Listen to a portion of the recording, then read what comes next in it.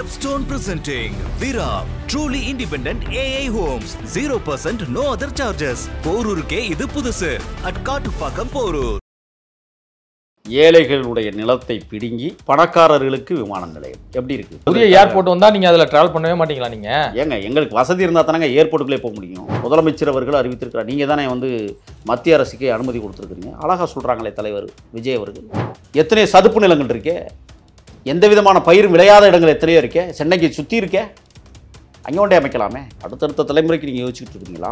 கூவ நதியையும் இன்னும் ஒழுங்காக கட்ட முடியல உங்களால். சாக்கடை ஓடிக்கிட்டு நல்ல தண்ணீரில் சாக்கடை கலக்கிறது குன்றத்தூர். முதல்வர் வேட்பாளர் தாவேகா சார்பில் அறிவிக்கப்பட்டிருப்பதை நீங்கள் எப்படி கருது? எல்லோரும் ஒரு கனவு கண்டுக்கிட்டு இருந்தாங்கல்ல, பிஜேபியோட கூட்டு, அதிமுகவோட கூட்டு முற்றுப்புள்ளி வைத்துள்ளார் விஜய் அவர்கள். உடனே நீங்கள் கேள்வி கேட்டிருக்கீங்க, அதிமுக அது அழிந்து போன இயக்கம், அதை பற்றி பேசி பிரயோஜனமே இல்லை, அதனால் பேசலை, முடிஞ்சு அவங்க கதை. தமிழக வெற்றிக் கழகம் தமிழகத்தில் அசைக்க முடியாத சக்தியாக 2026 பரிணமித்து நிற்கும். காலங்காத்திற்கு பொறுப்பு. இல்லை அவர்கள் இவ்வளோ சப்போர்ட் பண்ணுறதை பார்த்தா டிவிகேல எதுவும் ஐக்கியமாக எதுவும் வாய்ப்பு இருக்கா? ரெண்டு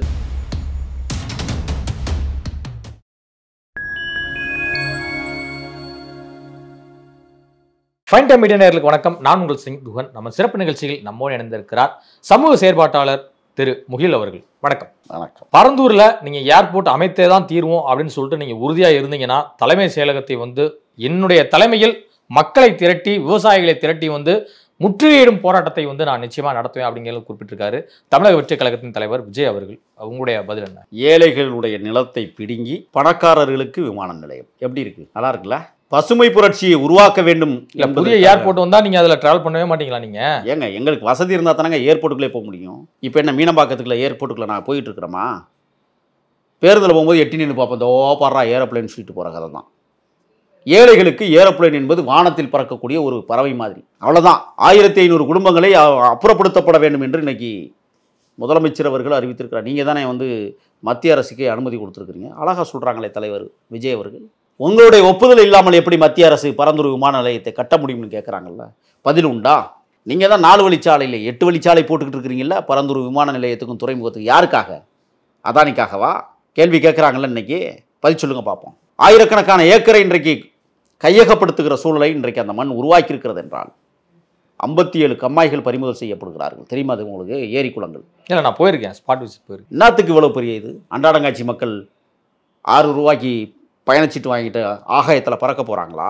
சொல்லுங்க. எதற்கு தமிழர்களுக்கு இன்னொரு விமான நிலையம்? இருக்கிற விமான நிலையத்தை சரி பண்ணாவே போதுமே. யாரை காப்பாற்றுவதற்கு, யாருடைய தொழிலை உருவாக்குவதற்கு பரந்தூர் விமான நிலையம்? அதாவது சென்னை மண்டலத்தில் பெருகி வரக்கூடிய மக்கள் தொகை பெருக்கம், அதன் பிறகு பார்த்தீங்கன்னா எதிர்கால தலைமுறையுடைய சிந்தனைகள், அப்புறமேல எதிர்கால தலைமுறையுடைய வளர்ச்சி எல்லாத்தையுமே கருத்தில் கொண்டு தானே தமிழ்நாட்டுக்கு ஒரு சிறந்த ஒரு இடமா இருக்கும்னு சொல்லிட்டு சென்ட்ரல் கவர்மெண்ட்டும் ஸ்டேட் கவர்மெண்ட்டும் பரந்தூர் தேர்வு பண்ணியிருக்கு. தமிழ்நாட்டுடைய தொழில் வளர்ச்சி அதிகரிக்கும்ல, பல லட்சக்கணக்கான இளைஞர்களுக்கு ஒரு வேலை வாய்ப்பு கிடைக்கக்கூடிய ஒரு இடமா இருக்கும்ல, அதை ஏன் தடுக்கிறீங்க அப்படிங்கிறது தான் சென்ட்ரல் அண்ட் ஸ்டேட் கவர்மெண்ட்டோடைய வாதமாக இருக்குது. மனம் சார்ந்த பகுதியில் எத்தனையோ இருக்குல்ல, பொட்டல் காடுகள் எத்தனையோ இருக்குல்ல, சதுப்பு நிலங்கள் எத்தனையோ இருக்குல்ல, அங்கே கொண்டே விமான நிலையத்தை அமைக்க வேண்டியதானே. விவசாயத்தை அழிச்சு தான் நீங்கள் விமான நிலையம் கொண்டு வருவீங்களா? திங்கிறதுக்கு என்ன திம்பிங்க? கழிவறை போய் நோண்டிக்கிட்டு இருப்பீங்களா? இதெல்லாம் என்ன அநாகரிகமான பேச்சு? இது அநாகரிகமா? கழிவறை நோண்டுறதுங்கிறது அநாகரிகமா? சாப்பிட்றதுக்கு எது சாப்பிட என்ன இருக்குது? எல்லாத்தையும் இப்படி பண்ணுவீங்க. நான் கேட்குறேன், எத்தனையோ நிலங்கள் சதுப்பு நில காடுகள் இருக்கே, எத்தனையோ சதுப்பு நிலங்கள் இருக்கே, எந்த விதமான பயிர் விளையாத இடங்கள் எத்தனையோ இருக்கே, சென்னைக்கு சுற்றி இருக்கே, அங்கே ஒன்றே அமைக்கலாமே. பூத்து குலுங்குகிற பசுமை நிறைந்த வயற்காடுகளை நீங்கள் அழிக்க முற்படுகிறீர்கள் என்றால் யாருக்காக? அடுத்தடுத்த தலைமுறைக்கு நீங்கள் யோசிச்சுட்டு இருக்கிறீங்களா? கூவ நதியையும் இன்னும் ஒழுங்காக கட்ட முடியல உங்களால். சாக்கடை ஓடிக்கிட்டு நல்ல தண்ணீரில் சாக்கடை கலக்கிறது குன்றத்தூரில். இல்லை, அதுக்கு தான் வருஷம் 1500 கோடி நிதி ஒதுக்கி ஏதோ பண்ணிட்டு வர்றாங்களே. பணத்தை கரைச்சி விட்றாங்க சாக்கடையில். தெரியுமா உங்களுக்கு? என்ன பேசிக்கிட்டு இருக்கிறீங்க? நலத்திட்டங்கள் உருவாக்குவதை கொள்ளையடிப்பதற்காகத்தான். எந்த நலத்திட்டத்தில் கொள்ளை இல்லை சொல்லுங்கள் பார்ப்போம். பள்ளிக்கூடம் கட்டினா பேருந்து விழுகுது 3 மாதத்தில். பாத்ரூம், நீங்கள் கோயம்பேடு பேருந்து நிலையம் போயிருக்கீங்களா? கழிவறை எல்லாம் போய் பாருங்கள், வெள்ளையர்னு இருக்கும். அதுக்கு பினாயிலுக்கு ஒரு செலவு, பணியாளர்களுக்கு ஒரு செலவு, விளக்கமாத்துக்கு செலவு, கொள்ளை. ஏங்க, தூய்மை பணிக்கு ஈடுபடக்கூடிய மக்களுக்கு அவங்களுக்கு உண்டான உபகரணங்கள் எல்லாருமே வாங்கி கொடுக்கறது அரசாங்கத்துடைய கடமைங்க. அது எப்படிங்க நீங்கள் குறை சொல்லுவீங்க? அதாவது அதான் சொல்லிட்டேன் முதவே, கழிவறைக்கு கழுவுகிற பினாயிலில் கூட இன்னைக்கு இவங்க கட்டிங் போடுறாங்கன்னா வேறு எதில் கட்டிங் போட மாட்டாங்க நீங்கள் நினைக்கிறீங்க? சொல்லுங்கள். நீங்கள் கேவலமான ஆட்சி இல்லை. நான் திமுகவை மட்டும் குறை சொல்ல, இந்த மண்ணை ஆண்ட 2 திராவிட கட்சிகளையும் சொல்கிறேன். 2 பேருமே பொறுப்பு. தமிழ்நாட்டில் ஊழல் மலிந்து போய் கிடக்கிறது. எதுவும் சரியில்லை. ரோட்டை நோண்டுவான் தெரியுமா? இப்போ குச்சி எடுத்து குத்துனா உள்ளே போகும். எத்தனையோ பார்த்துருக்குறமே சமூக வலைத்தளங்களில். பேத்து கொண்டாந்து போட்ட வரலாறுலாம் உண்டு. தார் சாலையை, பரந்தூர் விமான நிலையம் என்பது மக்களுக்கு பயன்படாதது, பணக்காரர்களுக்கு பயன்படுகிறது. இடத்த மாற்றுன்னா தமிழக வெற்றி கழகத்தினுடைய தலைவர் மரியாதைக்குரிய தோழர் விஜய் சொல்லிக்கிட்டே இருக்காங்க. இடத்த மாற்றுங்க, உங்களை கட்ட வேணாம்னு நம்ம சொல்லலை. அங்கே கட்டாதீங்க, ஏன் விளைபயிரை நீங்கள் நாசமாக்குறீங்க? ஒரு விஷயம் இருக்குங்க, 600 ஏக்கரில் சென்னைக்கு வரக்கூடிய கீரைகள் விளைகிற புண்ணிய தேசங்க பரந்தூர். தெரியுமா உங்களுக்கு? கீரையெல்லாம் எங்கேருந்து வருது? பரந்துரை சுற்றி இருக்கிற வயக்காட்டுகளிலிருந்து விளைஞ்சி தாங்க சென்னைக்கு வருது. அப்போ சென்னையில் இனிமேல் கீரை வகையே கேட்கக்கூடாது. பரந்தூர் விமான நிலையம் வந்தால் தேடணும். தெரியுமா உங்களுக்கு? சோளம், சென்னையில் வைக்கப்படுகிற சோளம் எங்கேருந்து வருது? கிருஷ்ணகிரியிலேருந்து வரல. பரந்தூர் அந்த பகுதியை உள்ளடக்கிய நிலப்பகுதியில் விளைகிற சோளத்தை இன்றைக்கு சென்னைக்கு கொண்டு வந்து விற்றுக்கிட்டு இருக்காங்க. நிலக்கடலை தெரியுமா? கருப்பு கலரில் ஒரு நிலக்கடலை வரும் தெரியுமா? மண்ணே கருப்பு கலரில் வரும். அது அங்கேருந்து தான் வருது, பரந்தூரில். தெரியுமா? யாருக்கு சாவு பண்ணி அடிக்கிறீர்கள்? அன்றாடங்காட்சி தன் ஆண்டாண்டு காலமாக உழுது பக்குவப்படுத்தி உயிராய் நேசித்த அந்த விளைநிலங்களை பறிமுதல் பண்ணுகிறீர்கள். அது மட்டும் இல்லைங்க, முப்பாட்டனுக்கு முப்பாட்டன் என்னை உருவாக்கிய முப்பாட்டன் புதைத்த இடம் அங்கே இருக்கிறது. அவன் கல்லறை அங்கே இருக்கிறது. அவன் சுவாசித்த காற்றுகள் அந்த காற்று மண்டலத்தில் பரந்துரை சுற்றி சுழன்று கொண்டிருக்கிறது. அதை நசுக்கிறீங்க. உங்களுடைய திட்டம் என்னவாக இருக்கிறது? ஆகையால் பரந்தூர் விமான நிலையம் சட்டசபை வளாகத்தை தமிழக வெற்றி கழகத்தினுடைய தலைவர் மரியாதைக்குரிய விஜய் அவர்கள் முற்றுகையிடுகிறார் என்றால் அதில் ஒரு நானும் கலந்து கொள்வேன் என்பதில் பெருமிதம் கொள்ள காத்திருக்கிறேன். தாவேகா செயற்குழுவில் வந்து ஒரு சில தீர்மானங்கள் நிறைவேற்றப்பட்டிருக்கு. அதில் வந்து பாஜகவுடனும் திமுகவுடனும் கூட்டணியே கிடையாது அப்படிங்கிற வந்து குறிப்பிட்டிருக்காங்க. அதே போல முதல்வர் வேட்பாளராக 2026 விஜய் தான் வந்து முன்னிலைப்படுத்தப்படுகிறார் அப்படிங்கிறது சொல்லியிருக்காங்க. முதல்வர் வேட்பாளர் தாவேகா சார்பில் அறிவிக்கப்பட்டிருப்பதை நீங்க எப்படி கருது? எல்லாரும் ஒரு கனவு கண்டுகிட்டு இருந்தாங்கல்ல, பிஜேபியோட கூட்டு, அதிமுகவோட கூட்டு முற்றுப்புள்ளி வைத்துட்டார் விஜய் அவர்கள். அவர் ஓப்பனாக சொல்லிட்டார், திராவிட முன்னேற்ற கழகமும் பாஜகவும். இப்போ இவர் சொன்ன அடிப்படையிலேருந்து ஒரு கூற்று தென்படுகிறது. பாரதிய ஜனதாவும் திராவிட முன்னேற்ற கழகமும் தமிழர்களுக்கு எதிரான இயக்கங்கள் என்பதை விஜய் அழகாக பறைசாற்றிவிட்டார். உடனே நீங்கள் கேள்வி கேட்டிருப்பீங்க, அதிமுக அது அழிந்து போன இயக்கம், அதை பற்றி பேசி பிரயோஜனமே இல்லை, அதனால் பேசலை, முடிஞ்சு அவங்க கதை. 66 எம்எல்ஏ வச்சுருக்காங்க, நீங்கள் பாட்டுக்கு அசால்ட்டாக பேசுகிறீங்க. யாருக்காக போராட்டாங்க சட்டசபையில் போய்? ஒரு ஆர்ப்பாட்டம், ஒரு போராட்டம் சட்டசபை சொல்லுங்கள் பார்ப்போம். வெளிநடப்புலாம் செஞ்சு எதுக்காக வெளிநடப்பு? நிதிநிலை அறிக்கையை கொண்டாந்து கொடுத்தா அதுக்கு வெளிநடப்பு. எடப்பாடி பழனிசாமி அவன் திட்டிவிட்டானா அதுக்கு ஒரு வெளிநடப்பு. மக்களுக்கான வெளிநடப்பு என்ன நடந்தது? வெளிநடப்பு செஞ்சுட்டா மக்களுக்கு போயிருமா? எதிர்க்கட்சியில் வெளிநடப்பு செய்வது அழகல்ல, உள்ளே இருந்து போராடுவதே அழகு. எதுக்கு வெளியில் வரீங்க?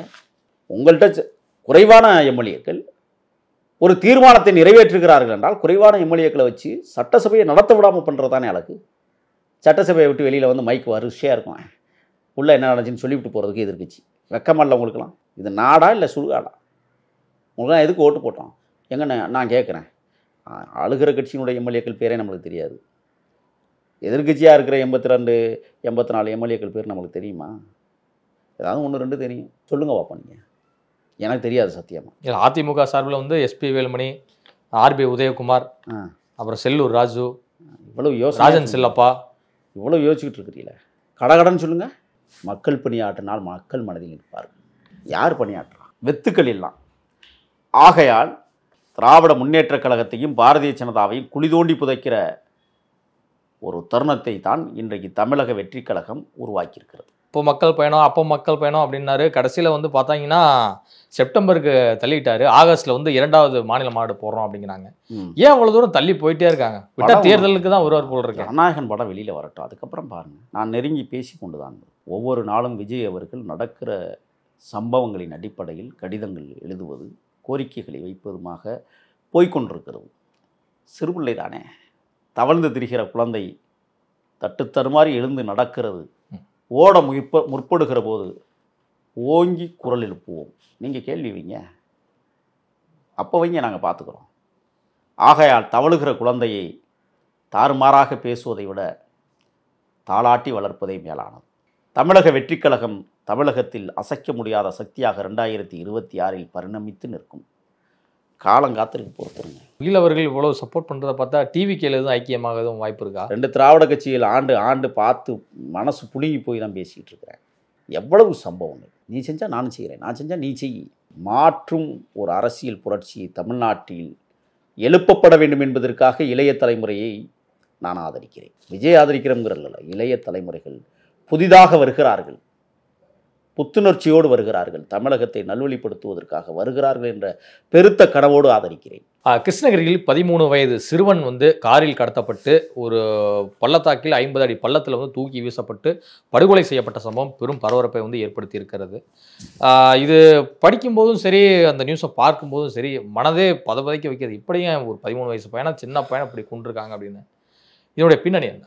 தம்பி ரோஹித் பச்சிலம் குழந்தை பாலகன். அதில் சம்பந்தப்பட்டவங்க மாதப்பன்னு 2 பேரும் ஈடுபட்டிருக்கிறாங்க. இன்னும் முழுமையான செய்திகள் வந்து கொண்டிருக்கிறது. இதை பற்றி யோசிக்கிற போது இதயம் கணக்கிறது. அந்த பையனுக்கு சரக்கு வாங்கி ஊற்றிருக்காங்க வாயில். காதலியுடன் உல்லாசமாக இருந்த அந்த பையன் பார்த்துட்டான், வெளியே போய் சொல்லிடக்கூடாது அப்படிங்கிற மாதிரியும் சில செய்திகள் வருது. ஆமாம், உதருக்குள்ளே 2 பேர் தகாத முறையில் உறவு வைத்து கொண்டிருக்கிறார்கள் என்பதற்காக, பார்த்தான் என்பதற்காக இவ்வளவு கொடூரமான ஒரு கொலையை கிருஷ்ணகிரியில் மீண்டும் அரங்கேற்றமாயிருக்கிறது. ஏற்கனவே கடந்த ஆண்டு ஆணவ படுகொலை, ஒரே வீட்டுக்குள்ளே அப்பங்காரன் அம்மாவையும் மயனையும் வெட்டு கொண்டது, பிள்ளைய மருமகளை வெட்டி தப்பிச்சது ஞாபகம் இருக்கு அவங்களுக்கு. மீண்டும் கிருஷ்ணகிரி இது போன்ற சூழலை உருவாக்கியிருக்கிறது என்றால் கிருஷ்ணகிரி மாவட்டத்தில் என்ன பிரச்சனைன்னு சொல்கிறேன். கூப்பிடுகிற தூரத்தில் சரக்கு குறைவாக கிடைக்கிற மாவட்டம். பெங்களூர் சரக்கு ஃபுல்லாக அங்கே தானே இறங்குது. தடுப்பாருக்கு யார் இருக்கிறா? ஒசூரில் கொண்டாந்து இறக்குறான், ஒசூர்லேருந்து கிருஷ்ணகிரியில் கொண்டாந்து வியாபாரம் பண்ணுறான். சிறுதொழில் வியாபாரமாக நடக்கிறது.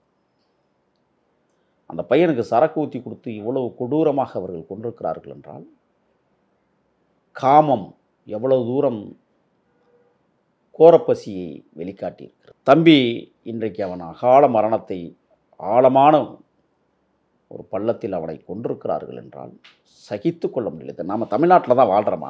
சட்டம் ஒழுங்கு இந்த காவலர்கள் என்ன தான் பண்ணுறாங்கன்னு எனக்கு புரியல. ஒரு வரையறுக்கப்பட்ட காவல் நிலைய எல்லைக்குள் ஒரு சம்பவம் நடக்கிறது என்றால் அந்த சம்பவத்திற்கு பின்னால் என்ன நடக்கிறது என்பதை யூகிக்க முடியாத அளவிற்குத்தான் இந்த காவல்துறை பணியாற்றி கொண்டிருக்கிறதா என்கிற கேள்வியை நான் வைக்க விரும்புகிறேன்.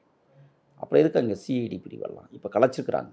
அஜித்குமார் மரணத்திற்கு பிறகு சிஐடி, மாநில சிஐடி, மாவட்ட சிஐடி எல்லாம் கலைச்சிருக்கிறாங்க. தனிப்படைகள். ஆனால் அங்கே வேலை செய்யக்கூடியவர்கள், சிஐடியிலே வேலை செய்யக்கூடியவர்கள் வேலை செய்வார்கள். அவர்களுக்கு தனிப்படையாக இருக்காது. 2 காவல் நிலையத்திற்கு ஒரு காவலர் என்கிற முறையில் பணி செய்வார்கள். அவர்களுக்கு வேலையே அந்த பகுதியில் என்ன நடக்கிறது, என்னென்ன பிரச்சனை போகிறது, இதை மேலிடத்திற்கு தகவல் தருவது தான் அவர்களுக்கு வேலையே. இப்போ அவங்களும் கட்டிங் வாங்க புறப்பட்டாங்களா என்னங்கிறது தெரியல. எல்லாரும் வாங்குறா, நம்மளும் வாங்கிக்குவோம். அவர்கள் சரியாக இருந்தால் காவல்துறையினர் சரியாக இருப்பார்கள். இன்றைக்கி ரோஹித்தை படுகொலை செய்திருக்கிறார்கள் என்றால் மரியாதைக்குரிய மாண்புமிகு தமிழ்நாடு முதலமைச்சர் அவர்கள் இதில் என்ன கவனத்தை திசை திருப்ப போகிறார்? இப்போ போய் நீ ஒரு உறுப்பினர் சேர்க்கை விஷயத்தை, அதுக்கு பேர் என்ன, ஒன்று கூடுவோமா? ஓரணியில் தமிழ்நாடு. நான்லாம் ஓரணியில் வந்துடுவேன். அவங்க அன்னைக்கு நீங்கள் செய்கிற அட்டுழியத்துக்கு என் குடும்பம் வந்துடுமா? என்னை சார்ந்தவர்கள் உங்களை ஆதரித்து விடுவார்கள். ஆனால் வீடு வீடாக போய் மக்களோட பேசி தான் உறுப்பினர் சேகரி நடத்த போகிறோம் அப்படிங்கிறாங்களே. தேர்தல் நெருங்கிருச்சுல்ல. எங்கள் தம்பி ரோஹித்துக்கு ஒரு அனுதாபம் தெரிவித்த வரலாறு உண்டா சொல்லுங்கள். முதலமைச்சர் வருந்துகிறேன்னு பேசியிருக்கிறாரா? தேர்தல் நெருங்கிருச்சுல்ல. இப்போ கவனமெல்லாம் உங்களுக்கு ஓட்டு வாங்கணும், அதில் கவனம் செலுத்திட்டீங்க. சம்பவங்கள் நடந்துட்டு போகுது. இதுதான் கடைசி உங்களுக்கு தேர்தல், முதலமைச்சர் தேர்தல். இதுக்கப்புறம் முதலமைச்சர் நாற்காலி உங்களுக்கு கிடைக்கும்னு நினைக்கிறீங்களா? நீங்கள் பண்ண அந்த 5 ஆண்டு கால அட்டூழியத்தில் கொஞ்சம் நஞ்சமாக செஞ்சுருக்கிறீங்க. கள்ளக்குறிச்சி ஸ்ரீமதி மர்மமான முறையில் மாணவி அப்படின்னு சொன்னீங்க. மர்மமாகவே ஆகிட்டீங்க அந்த வழக்கை, ஸ்ரீமதி வழக்கை.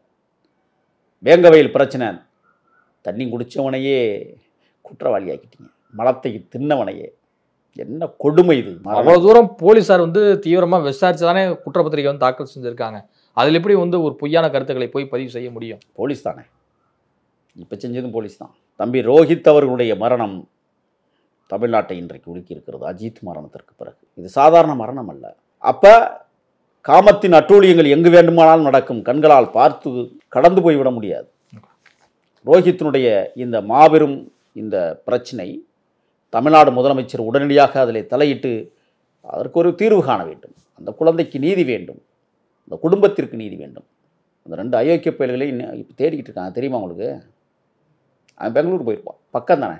ஆகையால் ஒவ்வொரு நாளும் கொலை சம்பவங்கள் வெவ்வேறு வடிவங்களில் முளைத்து கொண்டே இருக்கிறது. முதலமைச்சர் கவனிக்க வேண்டும் என்பதுதான். உள்துறை அமைச்சர் என்ன செய்து கொண்டிருக்கிறார் என்கிற கேள்வியை வைக்க விரும்பும். இதுவரை உங்கள் பல்வேறு கருத்துக்களை உங்களுக்கு நன்றி. நன்றி.